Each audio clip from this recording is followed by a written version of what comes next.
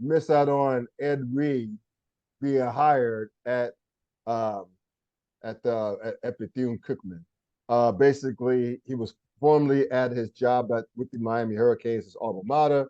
He spent the last 3 years in the administrative role, first under Manny Diaz, and then this past year as a senior advisor under Mario Cristobal. So basically, Reed will replace Terry Sims at Bethune, who was fired after going 38 and 39 in 7 seasons. And people don't realize that Bethune was a powerhouse. Yeah. They were legit powerhouse because you think about it, look where they're located. And that part of Florida, all of those recruits, right? Mm-hmm. So basically Bethune took advantage of that and was really willing to react for a while. But at any rate, the school made the move after firing Sims through Wildcats athletic director Reggie Theus. And for those of you, for us of you out there who are younger than we are, you don't realize that he was a one-time NBA player. He was a damn good player until he was a star in the NBA. But anyway, he said he was looking to hire someone who could quote ensure that we not only build a championship culture on the field, but also aspire to academic excellence and career achievement off the field. All right.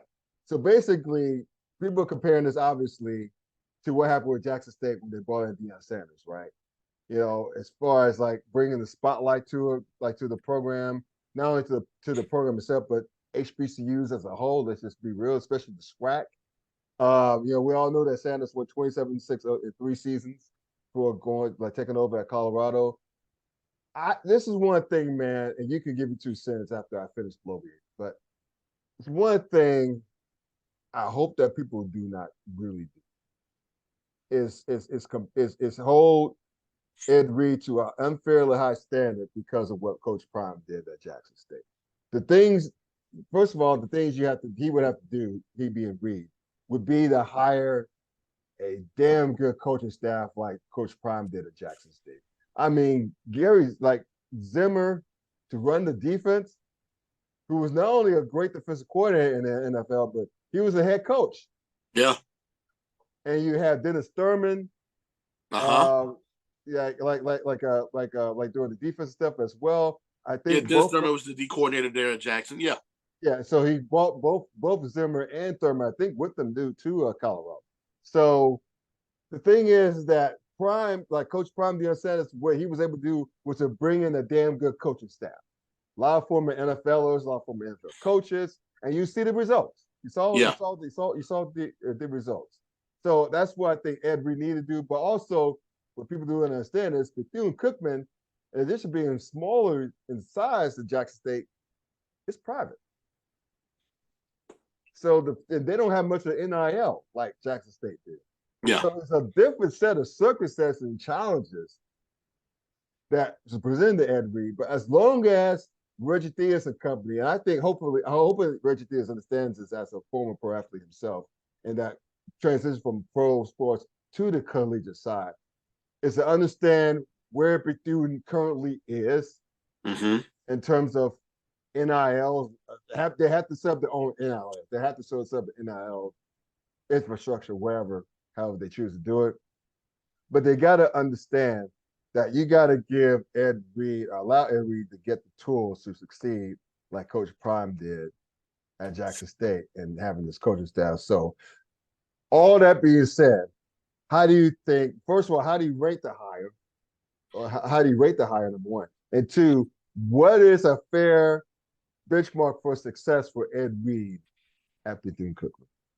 Wow. I'm a little leery as it pertains to ranking initial hires Sure. come before they get to the field. And the reason why I say that is, we're all speculatory at this moment. We don't know exactly what um recruiting is going to be like because we've never Right. seen it done before. Right. Um, the things though that we do know is that he has been a part of a coaching staff for the past few years down at the University of Miami.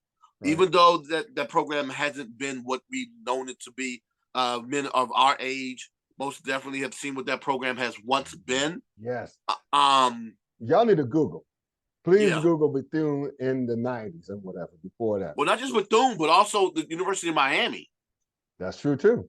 The Hurricanes aren't currently what they once were, Right. but they do have the name and the blue blood, recency blue blood in terms of collegiate football, with the hopes of turning that program around. And he's also been a member of one of those great teams there at Coral Gables. So with being on great teams on the collegiate level, on the pro level, being a Hall of Famer himself, he's been around talented programs. Hopefully, he has an understanding of what it's going to be like to build one there at Daytona Beach.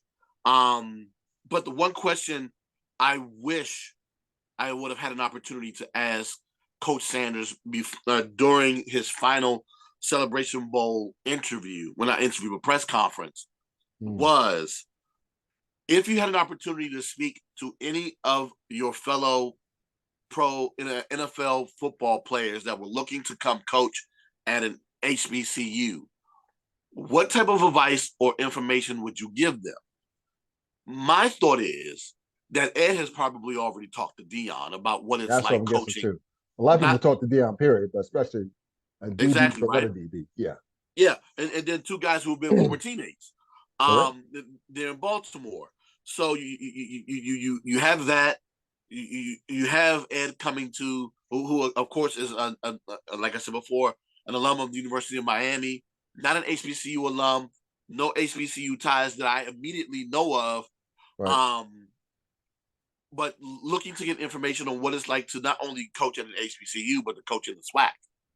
Right. And what he's going to need in order to build that program and get it back to not just the prominence that it had with Coach Wyatt and what they had with the Wyatt Bone back then in the 90s, but also in the early years of one former head coach there, Terry Sims, for whatever reason, just could not seem to get it together from making that transition over from the MEAC over to the SWAC.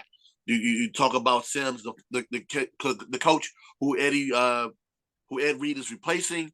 His first season, for those that don't know, Sims came in and coached the Wildcats to a 9-2 record, which was tied for first place with several other programs there in the MEAC, with A&T eventually becoming the representative of the MEAC in the Celebration Bowl that year. Then he followed up with 3 other 7-win seasons, only to move over to the SWAC. And within his first 2 seasons there in the SWAC, will only be able to tally up a total of 4 wins. So, yeah, when I asked Coach about that, he just said he just had a difficult time trying to get his footing within the conference and trying to figure out exactly how to get his guys to perform at the level in which he would like for them to perform. And it was just unfortunate that it just wasn't long enough for an athletics director that didn't necessarily have any connection with Terry Sims, because of course Theus was brought in during the COVID year, which was at that point in time Sims's 5th season, I believe. There at Bethune Cookman, so he wasn't the guy to bring in Terry, and he just saw that Terry was not getting it done in the SWAC, and Reggie wanted to go ahead and bring in his own guy.